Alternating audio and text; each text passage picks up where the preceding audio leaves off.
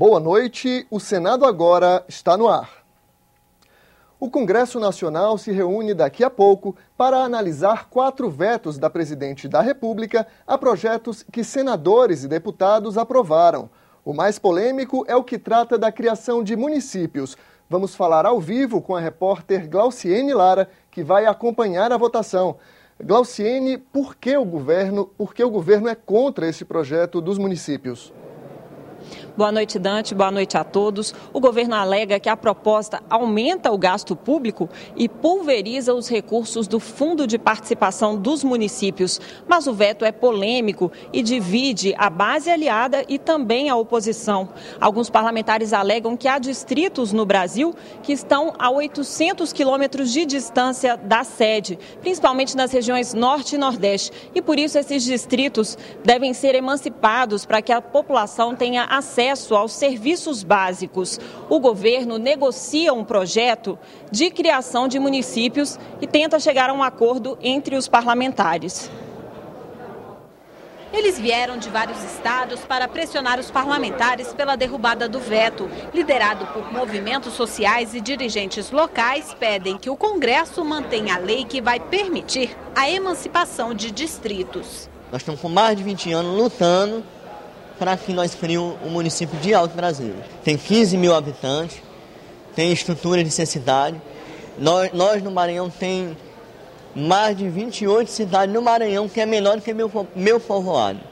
Um representante da União Brasileira em defesa da criação de novos municípios explica que o projeto não é o ideal, mas foi o texto possível após várias negociações com o governo. Se esse veto hoje for mantido, nós já estamos com o documento pronto para entrar com um ADIM no STF, um ato de inconstitucionalidade. Porque foi o governo que fez, nos usou o tempo todo, e o governo vetou, e o governo manteve, então nós vamos ver o que o STF decide disso. O Palácio do Planalto negocia com os parlamentares e aposta em um novo projeto para convencer senadores e deputados a manterem o veto presidencial. Nesse projeto, nós temos a adoção de critérios um pouco mais rígidos em termos de número de eleitores que devem preencher a petição para a realização do plebiscito, não é?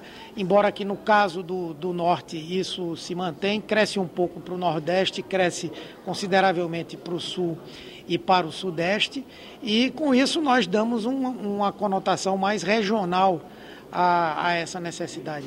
Mas há resistências até mesmo na base governista. Durante todo o dia tivemos reuniões, conversei com quase todos os líderes de partidos, tanto da base quanto da oposição. Estamos trabalhando no sentido da derrubada do veto. Aqui na Câmara a gente tem quase que certeza.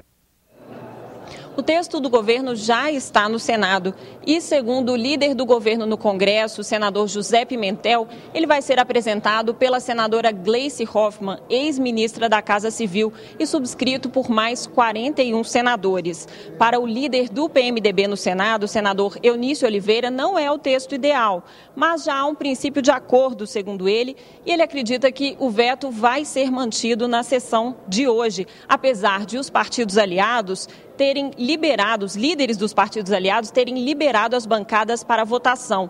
PMDB, PR, PTB e PSC liberaram senadores para votarem como quiserem.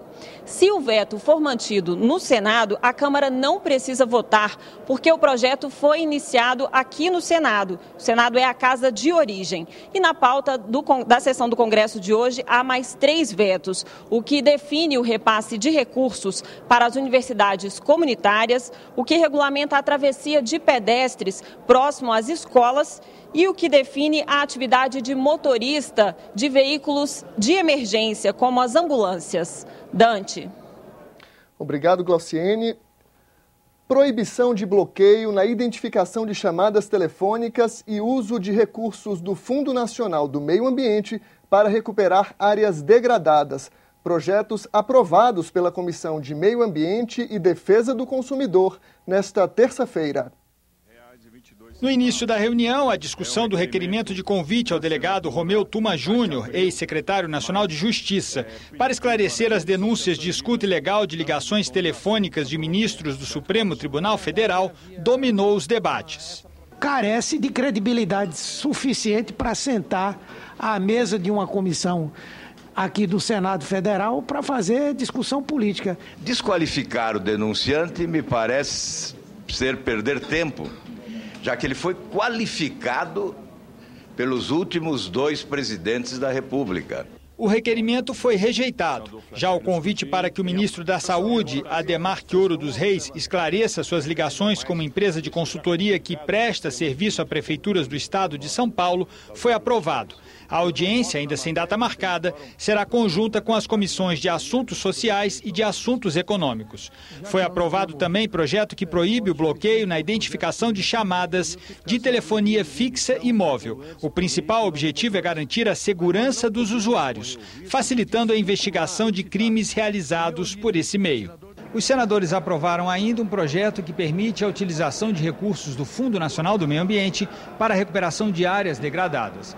Para o relator da matéria, senador Jorge Viana, esse tipo de ação vai diminuir a pressão por novos desmatamentos nas propriedades rurais. Os recursos poderão ser utilizados também para a recuperação de áreas degradadas em zona urbana, cabendo ao governo federal especificar em que casos a recuperação poderá ser feita com os recursos do fundo. Então, acho que foi um passo importante. Agora vamos cobrar do Executivo que defina os critérios e assim possamos ter um instrumento, recursos, estimulando a boa proteção ao meio ambiente e a recuperação de áreas degradadas que põe em risco pessoas, põe em risco produção e afeta o meio ambiente.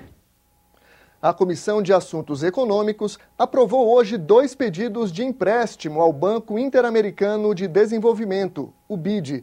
São 200 milhões de dólares para o Rio Grande do Sul fortalecer as contas públicas e 60 milhões de dólares para o Programa de Inclusão Social do Estado do Paraná. As propostas serão analisadas agora no plenário. A Comissão de Constituição e Justiça pode votar amanhã a redução da maioridade penal. 6 propostas estão na pauta, mas apenas uma tem parecer favorável do relator. O governo é contra. A redução da maioridade penal, que hoje é de 18 anos, é um tema que sempre divide opiniões. Jovens de 16, 17 anos podem ser responsabilizados penalmente? Se eles com 16 anos eles podem decidir votar a favor do presidente da República, por que não pode assumir um crime, né, que ele fez? E eu sou a favor da redução da idade penal. Está demais a situação. Acho que o nosso sistema prisional não está preparado para receber mais jovens e eu acho que o problema estrutural é na educação. A redução da maioridade penal provoca polêmica também aqui no Senado, onde 6 propostas de emenda à Constituição tramitam em conjunto.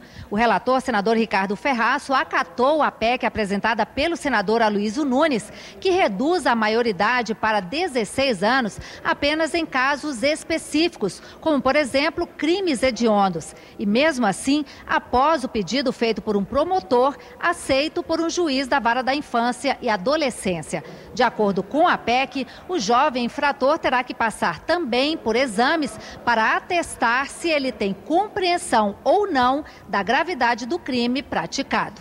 Meu projeto mantém a regra da maioridade aos 18 anos, né? Não há mudança da regra geral, apenas cria nessas circunstâncias especiais a que eu me referi, a possibilidade de aplicar a lei penal já a partir dos 16 anos. Em princípio, a posição do nosso partido é a mesma posição do governo. Nós achamos que não é reduzindo a maioridade penal que nós vamos conseguir enfrentar e superar o problema da violência no nosso país. A violência tem muitas causas sociais, culturais, econômicas, enfim, que precisam ser efetivamente enfrentadas. A programação da TV Senado em sinal digital e aberto chegou a São Luís do Maranhão. O início das transmissões foi ontem à noite. O sinal pode ser captado pelos telespectadores maranhenses no canal 51.1, em TV digital. Na cerimônia, a Assembleia Legislativa do Estado do Maranhão também inaugurou seu canal aberto, o 51.2. As 2 emissoras mantêm uma parceria. Os custos de implantação foram divididos. O senador Lobão Filho representou o presidente do Senado, Renan Calheiros, na inauguração. Eu acho que a função da TV, da TV aqui, da Assembleia Legislativa do Maranhão, é aproximar aqueles escolhidos pelo povo para desempenhar o cargo de deputados estaduais, aproximar ele do seu eleitor, do seu cidadão, mostrar o que o parlamentar está trabalhando em prol da comunidade que o elegeu. Você terá outras informações a qualquer momento em nossa programação. Fique agora com a sessão do Congresso para analisar vetos da Presidência da República. Boa noite.